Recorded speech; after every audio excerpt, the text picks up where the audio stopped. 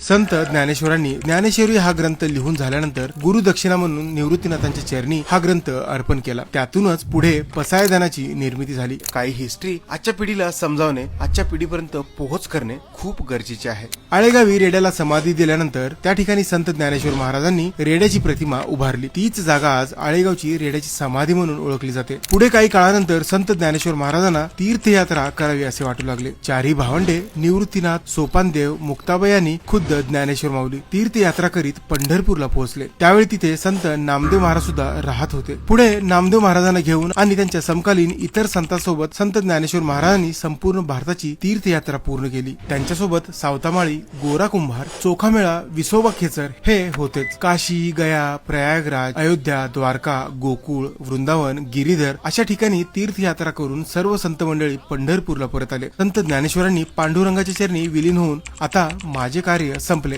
आता मला समाधी घेण्याची परवानगी द्यावी अशी मागणी केली आणि ठरलेल्या वेळेनुसार संत ज्ञानेश्वर माऊलींनी आपण जिवंत समाधी घेत असल्याचे जाहीर केले। अवघे पंढरी हळहळली, आळंदीमध्ये शोक कळा पसरली, निवृत्तीनाथांचा कंठ दाटून आला, सोपानदेव, मुक्ताबाई यांना रडू कोसळले। आता ज्ञानेश्वर माऊली जाणार हे ऐकून संपूर्ण आळंदी इंद्रायणीच्या काठावर उभी राहिली। ज्ञानेश्वर माऊली पुढे आले। त्यांनी सिद्धेश्वरांच्या मूर्तीसमोर असलेल्या नंदीच्या जवळ हात दाखवून म्हणाले, इथे आमची समाधी लागेल। सर्वांना भेटून झाल्यानंतर ज्ञानेश्वर माऊली समाधी स्थानावर बसण्यासाठी निघाले। सर्वांचा कंठ दाटून आला होता। ज्ञानेश्वर महाराज समाधी स्थानावर पोहोचले। त्यांनी बसण्यापूर्वी सर्वांना जाहीरपणे म्हणाले, जोपर्यंत चंद्र सूर्य हा आकाश राहील तुमच्या माऊलीची समाधी स्थिर राहील। तुम्ही अनंत काळासाठी माझ्या भेटीला आळंदीला येऊ शकता असे म्हणून संत ज्ञानेश्वर माऊली ध्यान अवस्थेत बसले। त्यांनी सर्वांकडे पाहून 3 वेळेस नमस्कार केला। सिद्धेश्वर महाराजांना नमस्कार केला आणि स्मित हास्याने आपले डोळे झाकले। ज्ञानेश्वर माऊलींचा जय जयकार झाला। माऊली माऊली अशी गर्जना होऊ लागली। ही गर्जना तशीच आहे जी माऊलीच्या समाधीनंतर 750 वर्षानंतर देखील वारीमध्ये आपल्याला ऐकायला मिळते।